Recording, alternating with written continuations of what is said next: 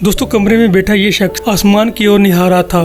कुछ देर बाद वो ज़मीन की ओर देखता है, फिर अपने पैरों से ज़मीन को ठोकर मारता है। उसके मुंह से निकलता है, लेकिन वो घूमती है। यह साल 1634 की बात है और जिस आदमी की ज़ुबान से ये शब्द निकले उसका नाम था गैलीलियो गैलीली।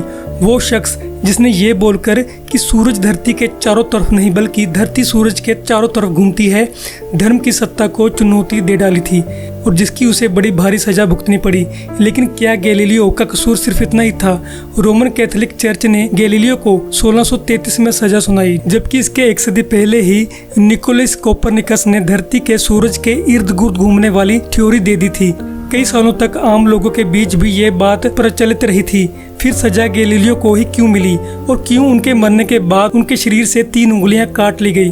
दोस्तों, ये सब जानेंगे आज की वीडियो में। आप देख रहे हो इनक्रेडिबल हिंदी। दोस्तों, बात है साल 1592 की। टावर ऑफ पिसा के बारे में तो आपने सुना होगा। इस पर एक किस्सा बहुत मशहूर है कि एक बार गैलीलियो इस मीनार पर चढ़ गए थे। उनके हाथ में 2 गोले थे, एक भारी और दूसरा थोड़ा हल्का। गैलीलियो ने दावा किया कि देखना, दोनों गोले एक स्पीड से ही धरती पर गिरेंगे। गैलीलियो एक बड़ी यूनिवर्सिटी में टीचर थे, इसलिए उनके इस एक्सपेरिमेंट को देखने उनके बहुत सारे स्टूडेंट भी आए हुए थे, लेकिन किसी को भी गैलीलियो की बात का विश्वास नहीं था। गैलीलियो से पहले लगभग 2000 साल से लोग ग्रीस फिलोसफर एरिस्टोटल के सिद्धांत को मानते आ रहे थे, जिसके अनुसार जो चीज़ ज़्यादा भारी होगी वो चीज़ ज़्यादा तेजी से नीचे आएगी। गैलीलियो ने अपने एक्सपेरिमेंट से ये बात गलत साबित कर दी। आज ये विज्ञान का साधारण सिद्धांत है कि धरती पर हर चीज़ जो गिरती है उसे 9.8 मीटर पर सेकंड स्क्वायर का दबाव मिलता है और उसे ये दबाव झेलना ही पड़ता है। इस गति का भार से कोई भी लेना देना नहीं होता। अगर आप एक पंख भी ऊपर से गिराएंगे और एक लोहे का गोला भी, तो ये अलग अलग गति से नीचे नहीं आएंगे। अगर वैक्यूम हुआ तो, अगर हवा होती है तो जरूर पंख को कोई रेजिस्टेंस मिलेगी, नहीं तो ये दोनों चीजें एक टाइम पर ही धरती पर गिरेंगी। 16वीं सदी में इस बात को साबित करके गैलीलियो ने पहली बार एरिस्टोटल से पंगा ले लिया था। फिर एक के बाद एक ऐसी खोजें की जिसने एरिस्टोटल को गलत साबित किया। उन्होंने टेलीस्कोप की मदद से ये साबित किया कि चांद चिकनी सतह वाला गोला नहीं है, बल्कि उसमें गड्ढे और पहाड़ भी हैं। उन्होंने जुपिटर के चारों उपग्रहों की खोज की और शनि ग्रह के इर्द गिर्द घूमते छल्ले को भी पहली बार देखा। हालांकि तब उन्हें लगा था कि ये छल्ले कोई और ग्रह होंगे। ये सभी खोजें अपने आप में महान थी, क्योंकि एरिस्टोटल के सिद्धांत के अकॉर्डिंग ब्रह्मांड में हर चीज धरती के इर्द गिर्द घूमती थी। ऐसे में ये पता चलना कि दूसरे ग्रह के अपने खुद के उपग्रह भी होते हैं जो उनके इर्द गिर्द चक्कर लगाते हैं, ये सब बातें चौंकाने वाली थी। इन खोजों ने गैलीलियो को रोम और उसके आसपास के राज्यों में सबसे मशहूर व्यक्ति बना दिया था। हालांकि उनकी ये खोजें एक ऐसे रास्ते का निर्माण कर रही थी जिस पर आगे चलकर गैलीलियो को सर्वशक्तिशाली रोमन कैथोलिक चर्च से टकराना था। गैलीलियो और चर्च का किस्सा कैसे शुरू हुआ, उसके लिए हमें एक घटना के बारे में जानना पड़ेगा। गैलीलियो एक के बाद एक एरिस्टोटल के हर सिद्धांत को गलत साबित कर रहे थे, लेकिन उन्होंने एरिस्टोटल के उस सिद्धांत को चुनौती नहीं दी थी जो कहता था कि धरती ब्रह्मांड के केंद्र में है और बाकी सभी ग्रह उसके आसपास घूमते हैं। बल्कि शुरुआत में तो गैलीलियो भी इस बात पर विश्वास करते थे। फिर एक बार एक घटना ने उनके मन में शक पैदा किया। हुआ ये कि उनके स्टूडेंट्स को एक साइंटिफिक कॉन्फ्रेंस में बुलाया गया। यहाँ पर निकोलस कोपरनिकस की थ्योरी का प्रदर्शन होना था। कोपरनिकस गैलीलियो से पिछली सदी में पैदा हुए थे। उन्होंने ये थ्योरी दी थी कि ब्रह्मांड में धरती केंद्र में नहीं है बल्कि सूरज केंद्र में है। गैलीलियो इस थ्योरी को बकवास मानते थे, इसलिए वो इस सम्मेलन में नहीं गए। जब उनके छात्र सम्मेलन से वापस आए तो गैलीलियो ने अपने छात्रों को पूछा कि किस किस को कोपरनिकस की थ्योरी पर भरोसा हुआ। सभी छात्रों ने नाम में जवाब दिया सिवाय एक के। उसने जवाब दिया कि उसे कोपरनिकस के तर्क सही लगे। अब यहाँ गैलीलियो के सोचने का तरीका देखिए। कोपरनिकस की थ्योरी को टालना बहुत आसान था, क्योंकि पूरी दुनिया जिसके खिलाफ हो उसे नकारना बहुत आसान होता है। बस हाँ में हाँ और ना में ना मिलानी होती है। लेकिन अगर एक व्यक्ति उसका समर्थन कर रहा है तो पहली बात ये उस व्यक्ति में ऐसा कहने की हिम्मत है, और दूसरा वो व्यक्ति तभी ऐसा कहेगा अगर उसे कोपरनिकस के तर्कों में दम लगेगा। ये सोचकर गैलीलियो ने कोपरनिकस के तर्कों को पढ़ना शुरू किया और यही से वो सफर शुरू हुआ जिसने गैलीलियो को रोमन कैथोलिक चर्च के सामने लाकर खड़ा कर दिया। साल 1615 में उन्होंने एक खत लिखा कि प्रकृति को इस बात से कोई फर्क नहीं पड़ता कि इंसान उसके नियमों पर विश्वास करे या ना। इसी खत में वो एक बात कहते हैं कि बाइबल में लिखा कुछ गलत नहीं है, लेकिन प्रकृति के नियम भी गलत नहीं है।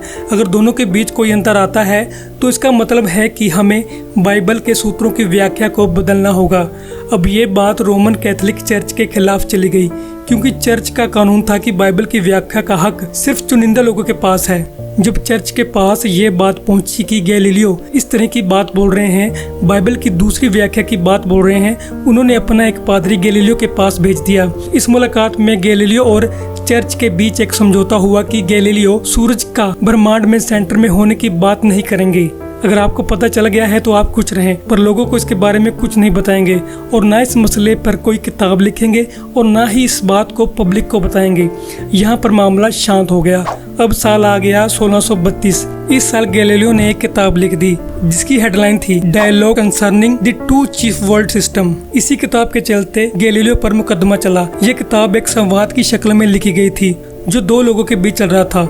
एक वो जो यूनिवर्स के सेंटर में सूरज को मानता है और दूसरा वो जो सेंटर में धरती को मानता है। किताब में दोनों अपने अपने तर्क देते हैं। क्योंकि गैलीलियो खुद मानते थे कि केंद्र में सूरज है, इसलिए उन्होंने इसके पक्ष में अपने तर्क भी लिखे और दूसरी तरफ के तर्क जरा कमजोर पड़ गए। अभी हमने बताया था कि 1616 में गैलीलियो ने चर्च से समझौता कर लिया कि बाइबल की बात के विरोध में कुछ नहीं लिखना है।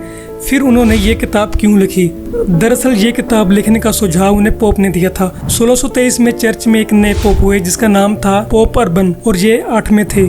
पोप बनने से पहले ये गैलीलियो के मुरीद हुआ करते थे और उनकी वैज्ञानिक थ्योरी को बढ़ावा भी देते थे। क्योंकि जब 1616 में चर्च ने गैलीलियो के खिलाफ मुकदमा किया था तब अर्बन ने इसके खिलाफ बोला भी था।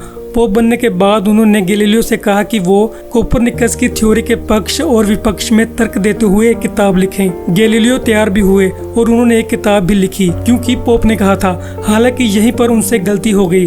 किताब में जो पात्र कोपरनिकस की थ्योरी का विरोध कर रहा था, गैलीलियो ने उसे नाम दिया सिंपलटन, जिसका अंग्रेजी में अर्थ होता है अनाड़ी, जिसको कुछ भी पता नहीं होता। पोप ने जैसे ही ये किताब पढ़ी उन्हें गुस्सा आ गया कि ये आदमी मुझे अनाड़ी बोल रहा है। पोप को लगा कि ये मेरे ही खिलाफ लिख दिया।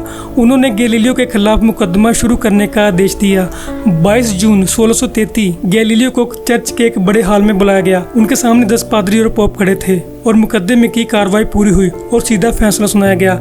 घुटने के बल बैठे हुए गैलीलियो को ईस्ट निंदा का दोषी करार दे दिया गया, जिसे ब्लास्फेमी कहा जाता है। गैलीलियो अपने बचाव में लगातार बोलते रहे, लेकिन चर्च ने उनकी एक नहीं सुनी। अंत में उन्हें अपनी गलती स्वीकार करनी पड़ी और सजा के तौर पर उन्हें आजीवन कारावास की सजा सुनाई गई। बाद में सजा को नजरबंदी में बदल दिया गया। सजा मिलने के बाद भी उन्होंने कहा था कि लेकिन वो फिर भी घूमती है। मुझे चाहे सजा दे दो, लेकिन धरती सूरज के इर्द गिर्द ही घूमती है। सजा के वक्त गैलीलियो की उम्र 69 साल की थी। आगे की जिंदगी उन्होंने घर में नजरबंद रहकर गुजारी। बिल्कुल ये आसान काम नहीं था, लेकिन यातनाएं दी गई इसका कोई आधार नहीं मिलता है। सजा के दौरान 3 साल तक गैलीलियो को बाइबल के 3 सूत्र हर रोज पढ़ने पड़ते थे। गैलीलियो की मौत साल 1642 में हुई। चर्च ने उनके शरीर को उनके माता पिता के साथ दफनाने की इजाजत नहीं दी, इसलिए एक छोटे से कमरे में उनको दफनाया गया। शरीर को कमरे से निकाल कर किसी उचित जगह पर दफनाया गया। इस दौरान कुछ लोगों ने उनकी 3 उंगलियां और एक दांत को निकाल लिया। पर ऐसा क्यों किया? दरअसल ईसाई परंपरा में जिसे संत की उपाधि मिलती है और उनकी उंगली और शरीर के हिस्सों को अलग रखने की प्रथा है।